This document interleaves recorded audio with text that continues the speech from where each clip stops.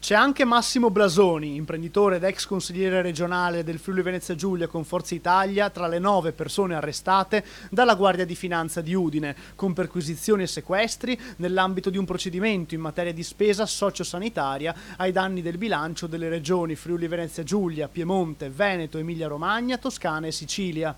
L'imprenditore 53enne è il fondatore di Sereni Orizzonti, società attiva nel settore dell'assistenza per anziani e nella gestione di comunità terapeutiche e riabilitative per minori.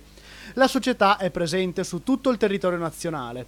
L'operazione della Guardia di Finanza, scattata nelle prime ore della mattinata, ha portato al sequestro di beni per 10 milioni di euro.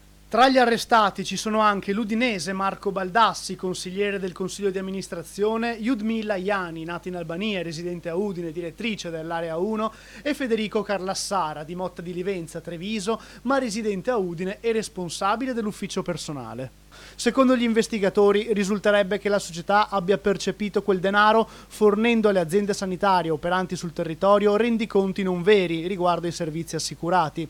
Le strutture facenti capo alla società avrebbero ridotto al massimo il costo del personale ed erogato prestazioni diverse per quantità e qualità rispetto agli standard previsti, determinando di conseguenza minore assistenza a chi usufruisce del servizio. Secondo gli investigatori venivano registrate più ore di assistenza sociosanitaria, facendo rientrare anche le prestazioni di altri lavoratori che svolgevano tutt'altre mansioni, come quelle di pulizia e di cucina.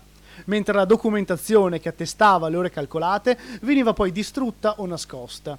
In altri casi, invece, prestazioni mai fornite venivano registrate sulla base di fatture false emesse da professionisti compiacenti.